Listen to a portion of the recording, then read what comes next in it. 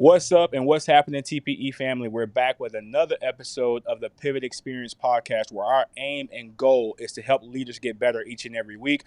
As you guys know, we like to bring on special guests who I feel like are competitive in the leadership space. They're passionate about their community, and they're ultimately just passionate about making people and helping people get better. I've had the opportunity to know our guests from a distance, and let me explain what I mean. Before I even knew Daylyn, I had the opportunity to be able to do some ministry work with his mom. His mom was a youth coordinator at the church, and we did a lot of work with her, my wife and I. So just the Turner name is something that we've always known. I've never had the pleasure of working with his dad, but if you're from Southeast Texas, you got to know who Mr. Turner is. And we have a mutual acquaintance by the name of Michael Laidler, who is a friend of the show, who has been on the show a few times. And I've had conversations with Michael regarding our guest today, and just about how passionate he is about leadership, how passionate he is about advancing leadership specifically in our area. And so I was really excited about the prospect and the opportunity to bring him onto the show to really speak into the things that he's doing, what he wants to see happen in his community, and just to kind of introduce you guys to his story. So I'm talking about none other than Daylyn Turner. Mr. Turner, how are you doing today? Doing fabulous. Great to be here. Thanks for having me. Excellent, man. And so before we get started, I like to give the guests an opportunity to kind of give their spiel. Who is Daylyn, what you're about. Just give us an idea of who you are. Absolutely. So I grew up in Dallas, Texas, born and raised, and my dad started in the automotive industry before I was born in 1976. I was born in 1982, so I was. A lot of people say I was born into the business, if you will. But I grew up in Dallas, and I was very familiar with ministry. I actually got involved at a very young age at Potter's House with Bishop T.D. Jakes. I was a producer and an engineer, sound engineer. So that was my background. And then I started coordinating events. So when I got to my high school and collegiate level, I started actually putting on and hosting shows, things like Power and Purpose and Summer Heat 2003. I remember some of these things that I put together. In my company's name was Greater Works Production. So way back then, I had a street team and I had them wear lanyards around. So it was probably 15, 20 of us. And they would go and pass out, pamphlets, and they would also give out things that, I would make up and promote different shows and events that we had coming up. And we pack them out, and my dad had the opportunity to come to one. Actually, it was the Power and Purpose event that I did. And he looked around when he got there and he saw there was like probably 150, 200 people. And he was like, wow, I was probably maybe 21 years old, and he couldn't really believe that I was able to put all that together. I had vendor tables and stuff set outside. I had an MC, and I had everything coordinated the way it was supposed to, and I ran the sound. So when the MC actually introduced me, they put the spotlight on me up, and I was in the pit, coordinating the sound, and I just kind of did my wave thing. And he looked back, and ever since then, he was like, "Man, you got to get in this business with me, man. You got to get in this car business with me. I mean, what you're doing is great, but I got something a little bit greater. So just flow with me." So that's kind of how I got introduced to actually seriously considering the car business. But it meant transitioning from home. Dallas was home for me, and I was going to school at the time at Tarrant County College. I did undergrad, if you will, not my undergrad, but I did some of my basics there. And I was going to actually transition to Northwood University, which is a private business school in Cedar Hill. And my dad was like, "Well, look, I get it. It's a great school, but I'll pay for you to go to Lamar if you come here because you'll be closer to me and I'll be able to help teach you this business." So after working, 6 days a week, really seven, because I'd run sound at church on the seventh day. I'd work at night. I'd go to school during the day.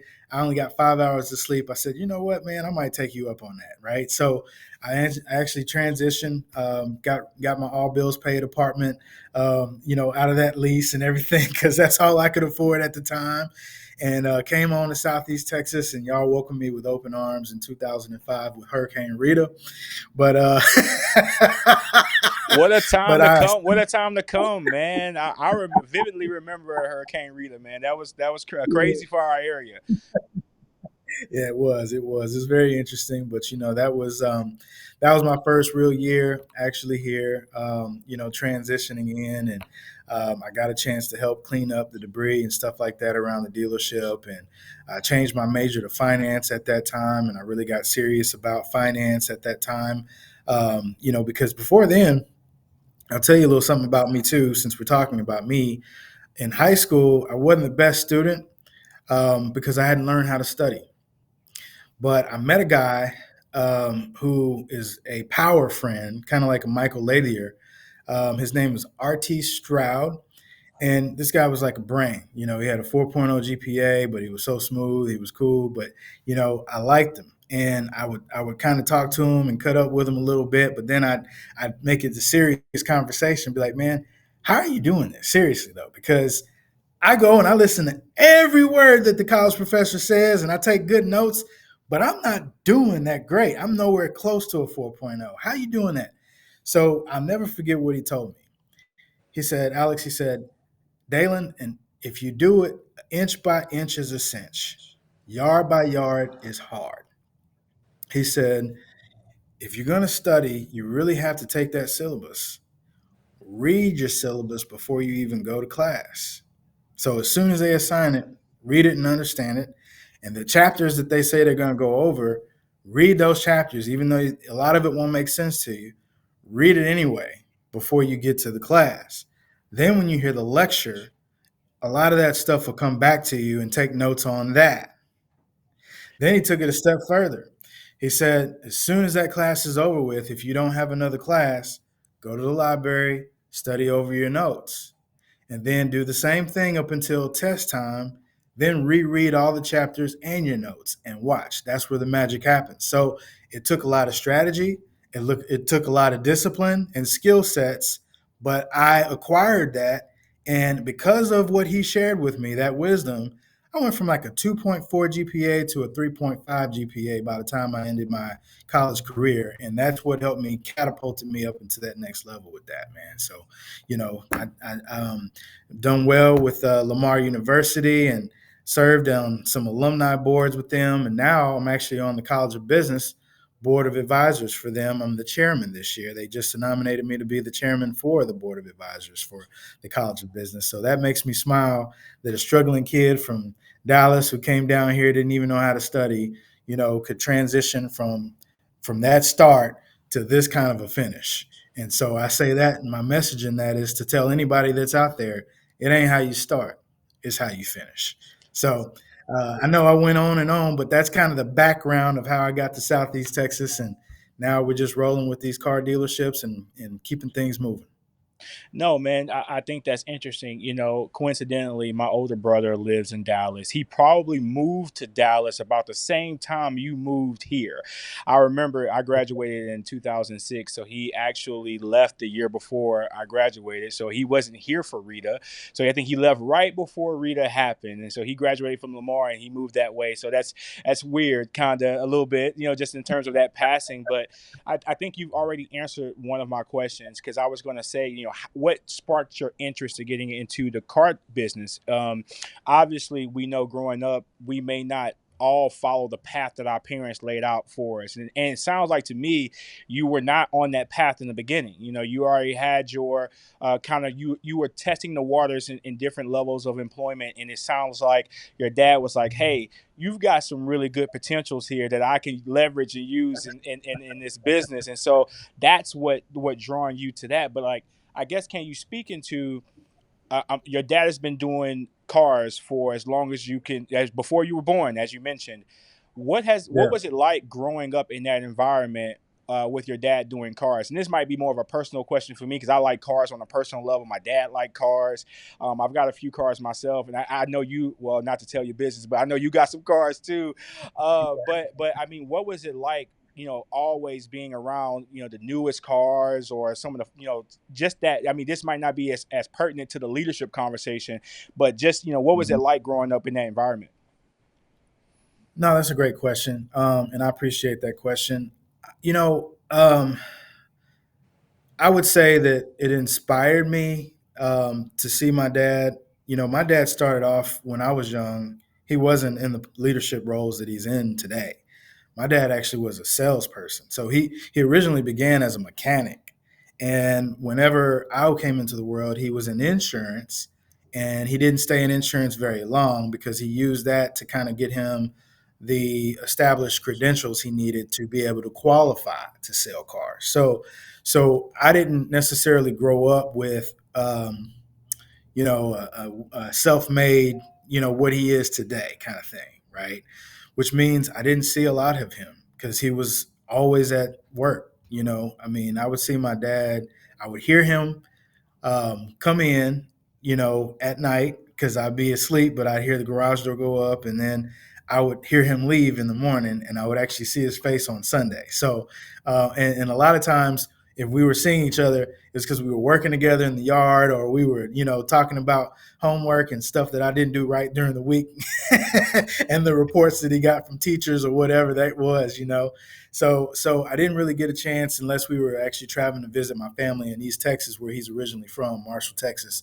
I didn't really get a chance to spend that much time with him unless it was in that type of environment. But we were always in a demo or a car or something like that he was driving from the dealership.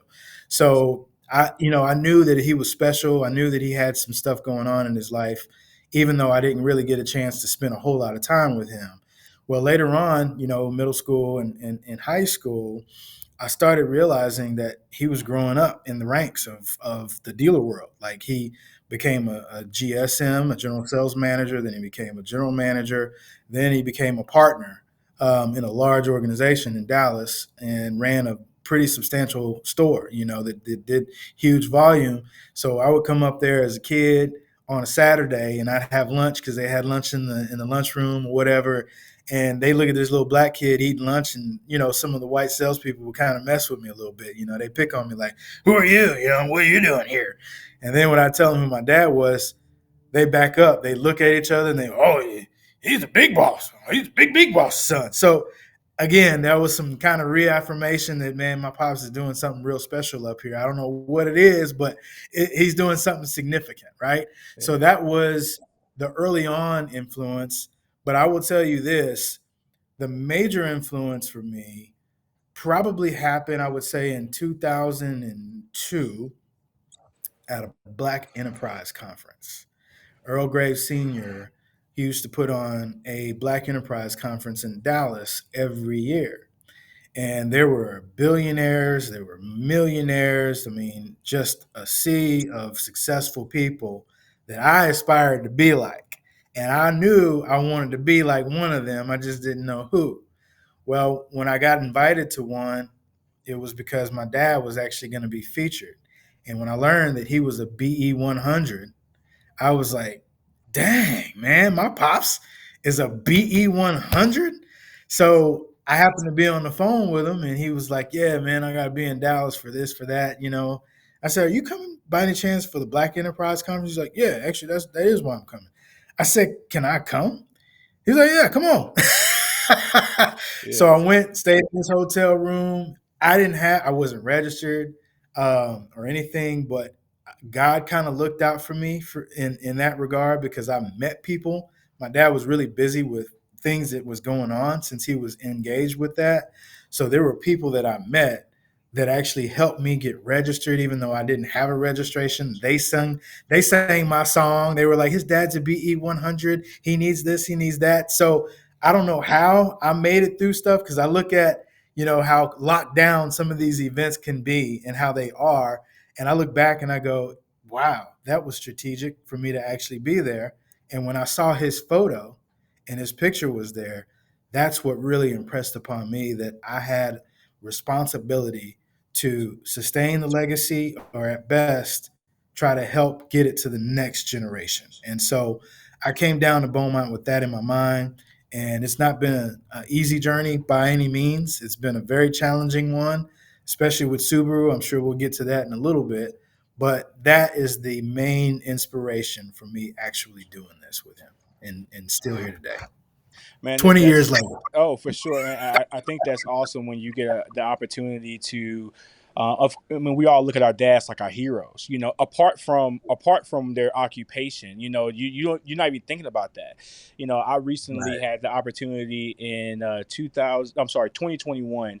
My dad had retired maybe a year and a half before that, and then he entered back into the workforce. And me and him did a partnership where I purchased a truck from him, and he became the driver of the truck, and he went back to driving hazmat material for the company that he used to work for.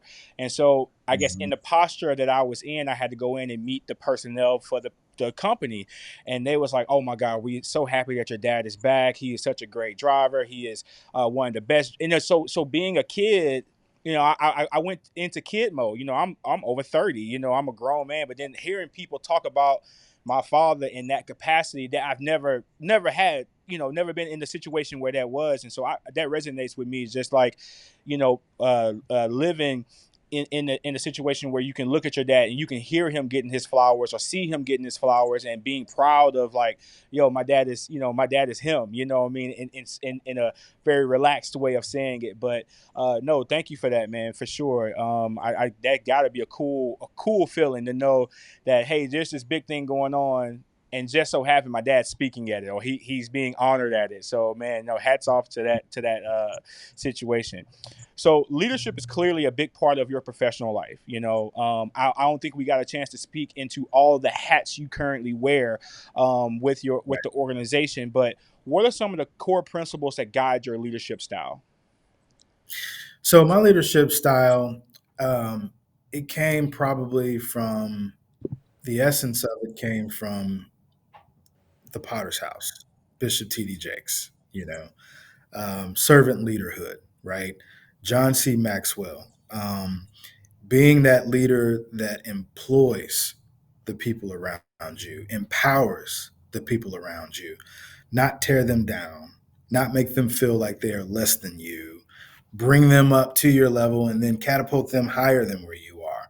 And so that mindset has been with me from the very beginning of my Greater Works Productions days when I had my little production company and, my street team and I would do events. So I've always been inspired by speakers and people that were able to motivate and move people by employing them to follow their purpose and discover what their why is. And so I want to ask anybody that comes to work here at JK Chevrolet Subaru, why is it that you want to be here? What is it that you are looking to accomplish? Because if you don't know what that is, if you don't have a vision for your own life, you're not going to have a very successful career because as you and I both know, you have to build a vision for your career also, a path. What are you looking to accomplish? And then what kind of results do you need from that? If you don't know what kind of results you need and you just go to work, you're not going to be satisfied. You're not going to be content. You're always going to want for more, or you're going to go elsewhere. You're going to quit and then do something different. So I believe leadership is building the people around you, knowing what it is that motivates them, and then helping them get to where they're going, right? If you can help enough people get what they want, you can get what you want. And that comes from Zig Ziglar. And that was also a big inspiration in my life. Yeah, I definitely use that quote often, particularly when I'm talking to newer leaders coming into development with us at work. It's like, hey, the servant leadership model, you help other people accomplish their goals. In turn, they'll just want to. It won't be a task. It won't feel like a burden to them to help you, because you've been sowing into them and helping them get to where they want to go. So you're speaking my language. Right. John C. Maxwell is my guy. You know, you're talking all you're hitting on all cylinders for me. No pun intended here. So can you think about a situation where you felt like maybe your leadership was challenged or tested, like something that's happened over your career, and then how did you overcome that circumstance? So that's a great question as well. I'll tell you, I'll transition into talking about Subaru. So this car company is well known in the northeastern part of the country, well known in the northwestern part of the country, not so well known in the southern part of the country, right? And when my dad actually worked out the deal and got the franchise in 2009, he tapped me on the shoulder while I was actually training and hiring folks for Chevrolet. And I was also the internet manager for Chevrolet. So I was doing some good stuff over there. I was making some progress. And he said, well, look, um, we got a new franchise opportunity and you're going to be the guy. So I said, well, I don't even know what Subaru is. What is that? Let me go look it up. So, what is a Subaru? And, oddly enough, probably 70% of my customers, especially in the first 5 to 10 years, said, well, I just came to see what one looked like. So that was the most challenging part of my career because when I was in college, I actually sold cars and I sold part time. I actually earned the name PT. The general manager, who's still with us now, he was a GSM at the time. He used to love put me on the board because I'd sell 8 to 10 cars a month consistently, and I was taking 15 or 18 hours in college. So he would look at his other people and be like, how in the world is he coming in here selling 10 and y'all got 5 and 6 and 7? What is this? What is going on? So he used me as a whooping post and he loved it. But I was relentless. I needed to make money and my dad didn't give me anything. So I didn't have a minimum guarantee for coming to work. If I didn't sell anything, I didn't make anything. That was my arrangement.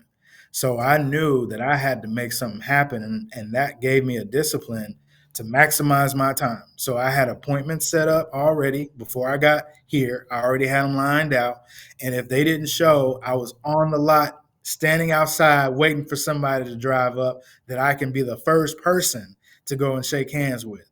And it didn't matter to me if I didn't get somebody until it was almost closing time. The finance managers hated to see me coming because they knew that I was going to put a deal together regardless. And so that was my job. I had to put a deal together that day because if I didn't, I wasn't going to get paid for my time. I wasn't going to get compensated for my time. So it built a very unique and rare,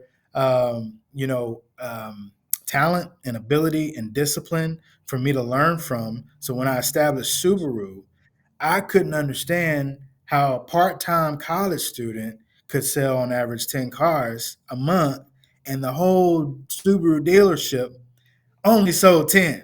So I was like, oh man, you really, bro, you got me in a bad situation over here. I don't know what's going on. Like, did I lose my mojo or what? There were a lot of nights that I questioned whether or not I still was good with people. But really and truly, I learned about market share.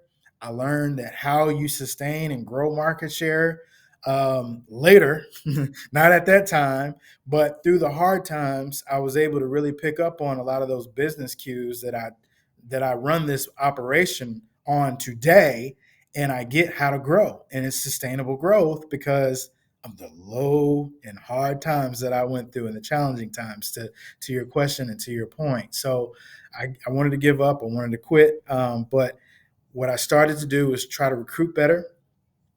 I knew I wasn't going to get the best of the best in Southeast Texas because if they were going to be great, they weren't coming to me. They were going to go to Toyota, Honda, Chevy, Dodge, wherever they was going to sell a lot of volume. So I had to go outside of the car business to recruit my people. I recruited them from Chick-fil-A. I recruited them from other restaurant businesses, people that were good. Bartender, people that were good with people, just genuine folks that wanted to do the right thing and wanted to do well for themselves. And I showed them what their opportunity was, and I built it one person at a time, one customer at a time, from the sales department, new cars, used cars, to finance, to parts, to service, and my technicians. I've literally handpicked and hired every single person in this organization. And I pride myself on that because we've been able to retain a lot of them because they were good picks and they've grown and they bought homes and they're taking care of their kids and some of them are taking care of their grandkids and they really appreciate that the opportunity was given to me. So they're loyal for that point and that reason as well. But I did what I did for them. I did it for myself first, and I just duplicated it around. And so that was probably the biggest challenge that I've had along the way in this journey of building this business. Let me tell you, I gotta endorse one thing you said for sure, and I don't know where this is going to land with you. I'm gonna keep it really real with you. All This right. might have been. 5 or 6 years ago, I had a guy working with us. His name is Jeff. He still works for us, by the way. And he was in the car. He was shopping for a car. This might have been 7 years ago, a little bit. It was a while back. And he said, "I'm going to get a Subaru." I said, "What? Is that the option? Like you are picking to buy a brand new car. You have the capacity, the credit, down payment, all that, and that is your choice." Right. And so just to speak into how foreign Yes. that car type was, that was almost akin to a sob, or Exactly. something that you just don't see here often. Now we've got guys who work with us. Actually, there's a guy, you may know him, Caleb. He drives a Subaru. Is Yeah. one of our top managers that work with us at Chick-fil-A. But it's just cool to see how the brand has matured in this area, and obviously you've had something to do with that, being that Right. if I'm not mistaken, you guys are the only dealer in the area. Is that correct? We are the Yeah. only one. So so Yes. so we So yeah, go ahead. no, I about to say you guys built something special. So go ahead though. Yeah, so we are actually we cover 3.5 counties. It encompasses Jefferson County, Hardin, and Jasper, and it goes over to Chambers and Calcasieu Parish. So if you kind of put a pin in all of those areas, that's how big our footprint was and is. And we are the only Subaru dealership in that entire footprint. So you don't go to another Subaru dealership. You don't get to one before you get to Lafayette, Louisiana, if you're going east, or Clear Lake in the Houston Galveston area. So that's the closest ones to our proximity. And so, to your point, it was real hard. It was not easy at all to get people to understand how safe, reliable, and dependable these vehicles are, and how amazing they're designed. Their engineering is genius. The symmetrical all-wheel drive, that boxer engine where the pistons are horizontally opposed. And as people who started moving in, Lamar University professors bought in real early because they're educated engineers that moved in to work for Motiva and Valero and various other ones, ExxonMobil. They knew about them, especially if they came from the East. They did their research, their homework, attorneys, doctors, and so forth. We got a lot of those types of folks, and we still do. And whenever they started employing and talking about it in the community, plus the community efforts that we've done over the years, all of that has brought us to where we are today, where we started in a rinky-dink used car building with one office where it was just me and a service department and parts department over in Chevrolet, to the new facility that we're currently in that has 23,000 square foot and 13 service bays. So a long way away from where we began. There's no doubt about it. Yeah, man. And excuse my ignorance here. I was like, Jeff, you don't want a charger? I mean, come on.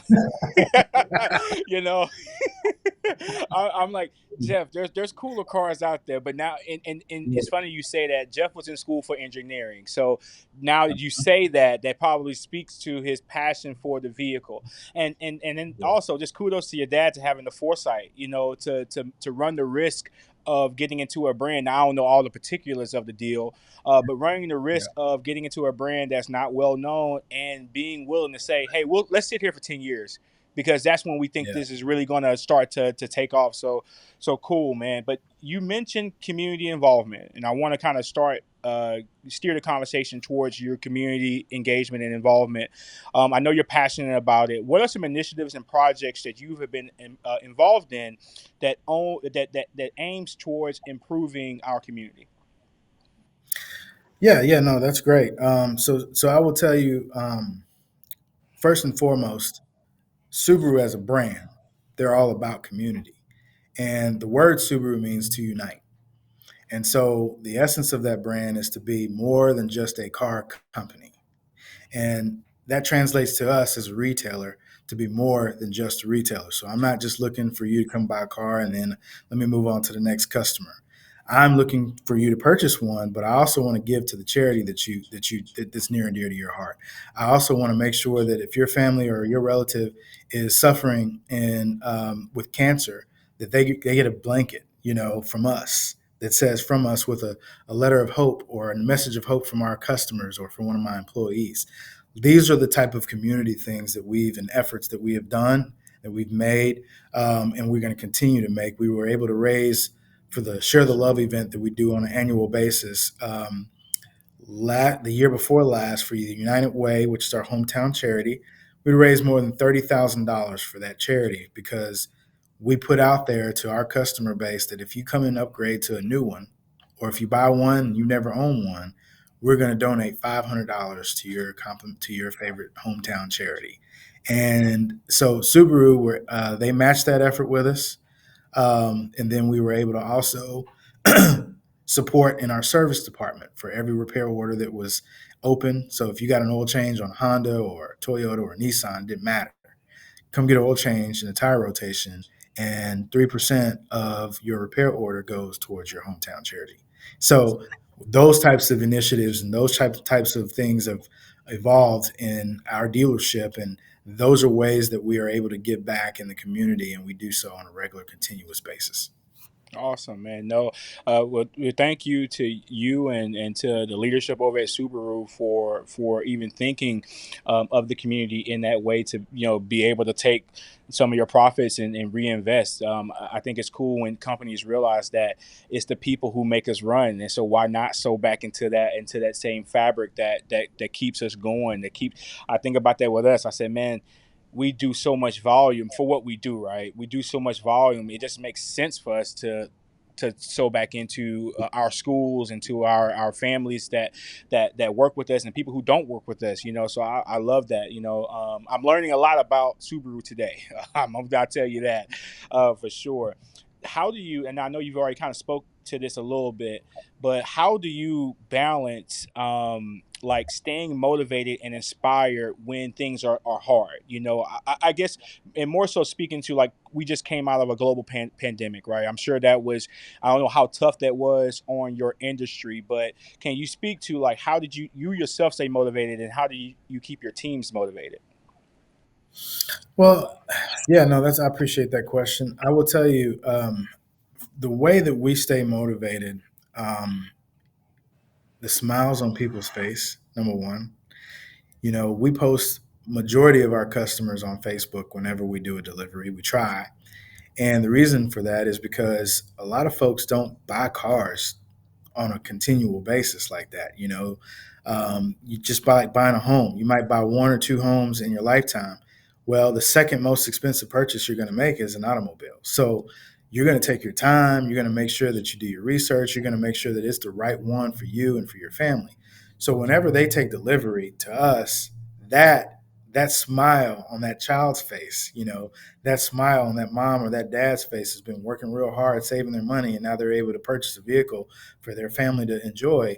That, I think, is what continues to motivate us to sustain any type of excitement that we have about what we do here every day.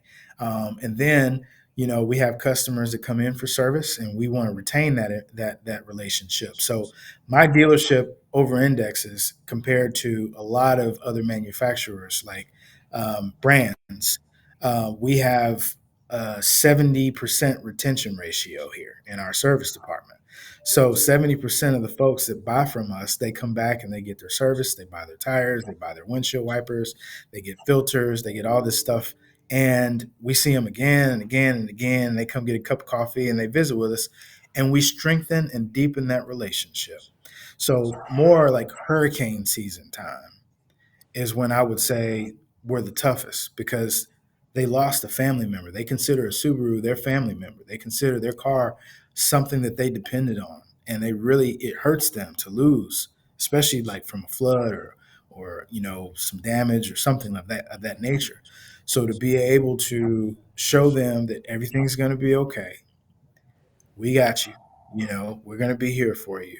And then see the smile on their face when they take delivery of a brand new version of what they drove that was maybe 3 or 4 years old, Outback or a Forester or whatever it is. That right there again is another motivating factor that keeps us doing what we're doing, and do what we do and do it the best of our ability. We like to say that our people make the difference. That's our slogan at JK Chevrolet and Subaru. And I can tell you this: the Subaru culture, on top of our people make the difference, my people have bought into that 100%. and they believe it to their core. And it starts with me. It starts with this desk, this office, and it goes all the way down to the porter. I mean, my porter will come in early and stay late. He'll sweep. I don't have to tell him. I don't have to ask him. He knows what to do. He goes out and he takes care. If he picks up, we pick up paper, but not just my porter, my salespeople, my sales managers. I got high paid people on staff here, and if they see something that's out of order, they won't say, "Well, that's his job," or point to somebody else's job. They'll take that initiative and take pride and take care of it, and they won't even say anything else about it. They'll move on like it nothing just happened. And that's the culture that keeps us motivated to do what we do, whether it's tough times or good times. And you mentioned COVID, and the reason why I didn't dive into COVID a little deeper is because that was actually probably one of the best times we've ever had. It's supply and demand. We had low demand, I mean low supply, so demand was really high. So there was not a lot of negotiating. It was like, hey, do you want it? If not, then somebody's right in line next to you or behind you. So, we weren't going to take advantage of anyone because we didn't want that to be like recourse from that, because our customer base in Southeast Texas have long memories and they will remember if you took advantage of them. So we're not about any of that. We were fair and we charged fair market value, and we said, hey, this is what it is. And people understood, and that was great because we were able to sell out things. We didn't even have enough inventory to keep it. As soon as we got a truck, if there was 10 or 15 units on that truck, they were all promised to somebody. They had a deposit on them. So we had that kind of business for a long time. We got a little spoiled. We got we got a little used to it, So now we're actually back in the way that it used to be, and things are good, because of our culture. It never changed. Because of our people, they didn't change. We're able to sustain it and still grow it. But that was good times for us. Yeah, no, well, I mean, yeah, I'll say the same. I guess cars and food are some things that no matter what's going on, you gotta have it. So no, man, that's awesome. So man, I want to say thank you so much for your time. I've got two more questions if I can get if you Yeah, got time for that. How absolutely. so first question, how do you envision your role changing in the long term? I know we spoke before about the hats that you wear, but where do you see yourself going? Where do you want to go? What do you want to do? So that is a great question. All of them are great, but that's really great because this is something that I would say more personally with my wife and I, we've both been really in heavy discussions about. Um, Obviously, I started in this business almost 20 years ago, and you know why, the story I shared about legacy and my father and the inspiration of him and sustaining that legacy. Well, 20 years down the road, I'm in my 40s. I'm getting a little older, and I want to experience some things. And this business is very demanding. So, what my goal is to prepare the next generation. And generation of leaders don't necessarily have to come straight from my family. Now, my brother is involved in the business with me. On the retail side, it's him and I. He runs the Crosby location, which is in the Houston area, and I'm technically over these two stores as the vice president. That's my role, but I'd like to help get his arms around all three. Like my dad's helping him get his arms around all three, and so we can all collectively work more as a partner, as partners, and carry out the vision. So regardless of who's here or who's not here, we know that it's going to be in good hands. And also develop our executive team to where they know, first, second, third, this is what we want our people to learn in our training book and our manual. This is how we want things to be executed so that our customers can get the best experience. And so my role now, my job is to make sure that I don't just have it, because I've done some great things for the organization, but that I reduplicate that with leadership and with managers, and then with some of the up and coming managers and leaders that we don't even know are leaders yet, right? And identify them. And then if I have any children later on down the road that when they become of age, that they might be interested in the business, that we have a machine to where they can just simply step in and learn and grow and take it to the next level, to the next generation. And so that's kind of the phase that I am in. Probably a little bit more selfishly because I want more time for myself, but at the same time, making sure that things roll like they're supposed to and that we don't miss a beat while we're doing it. Yeah, I know. I used to think that I could work at a pace of, hey, man, 50 hours a week. I could do that for the rest of my life. 60 hours a week, I do that for the rest of my life. And then you get older and you start a family. You start to acquire some things. You get to taste life a little bit, and you go, yeah. And then your body starts to respond in a certain way. To Yes. just to age. And Yeah. yeah, no, I think I'm clicking right there with you, man. I'm getting older, and as I approach 40, I say, all right, the texture in which my workflow is currently has to change in order for me to really enjoy all this work that we've done, and all this time Right. that we've done. Yeah. So no, I'm definitely with you on that. And here's my last question. This question is pretty cliche, but if you could start all the way over, or if you were walking down the street currently as you are, and you saw a younger version of you, what would be some words of wisdom, or some redirection that you would give yourself, in terms of advice on how to make it?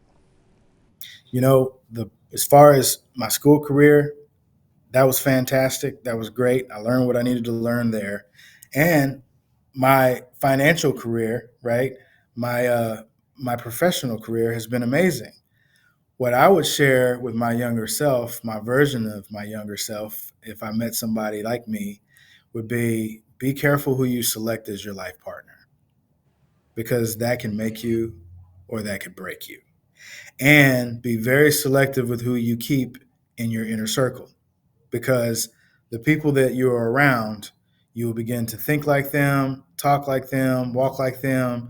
And if they aren't where you want to be, then that might not be the right folks for you to be hanging around. If they have things that you think is what you'd like to have, if you don't yet have them, okay, let them be an inspiration, and maybe you can get around them and you can learn how to get it yourself or acquire it yourself. If they're just good people, good solid people, because that's rare, especially in this lifetime, you keep those types of people around regardless if they have something or not, because they're going to be loyal, they're going to be true, and they're going to give you the shirt off of their back if that's all they got left to give. So you got to have those people. But the main thing is watch who your life partner is, because that person is going to influence you or they're going to break you. That is so important, to take your time and learn who that person is and make sure that they're going the same direction that you're going without trying to compete with you on your journey. So I would have to say that. Man, you're speaking from a place of wisdom for sure. When we're younger, we're chasing behind a life partner for other reasons. But man, Yeah, once you get past some of that, and really get down to the nitty gritty, man, you're supposed to help each other succeed in that's the right. areas that you want to, and so you've got to try to be as equally yoked as possible, man. So I appreciate the words of wisdom. And I love what you're doing out there in Subaru, and just the entire organization, man. Like I said, I have a chance. I still see your mom from time to time. They come through the drive-throughs all the time, and I Yeah. just love what you guys have built here. I appreciate you sharing a piece of your story here with us on the show. Hopefully, you guys out there listening will have the opportunity to learn something from Daylyn's journey, because I know I've learned a few things. I've have a whole lot more respect for Subaru. I've always the car is cool. I've always thought that, but just to hear a little bit more about the story, about the intent. I'm interested in some of the engineering facets that because I went to school originally for mechanical engineering, so I'm kind of into Mhm. that kind of stuff on a hobby basis. So I would love to check the engine profile Yeah. out for sure.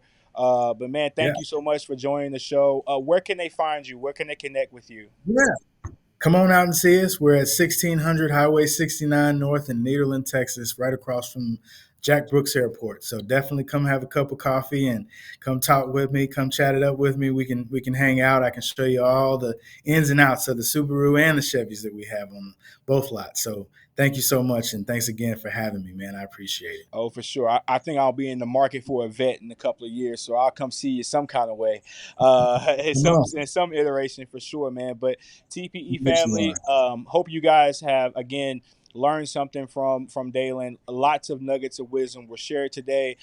Whether you're in the car business, the food business, I always say leadership skills are transferable no matter what industry you're in. And so there's something that was said, I'm sure, on this call that will help you become a better leader. And here at the Pivot Experience, that's what it's all about. Thank you so much, guys. And until next time, peace.